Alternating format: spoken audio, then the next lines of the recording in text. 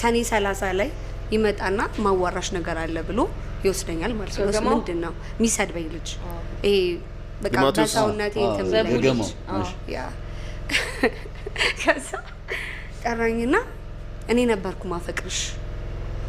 እና ለዚህኛው ልጅ ስነግረው አለ ለዚህኛው ልጅ ስነግረው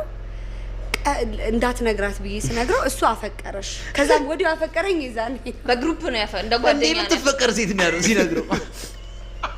እንደዚህ ቻላል ምናምን አይ ግማቱስ ደግሞ በጣም ተግማሙ ያኮ በጣም እኮ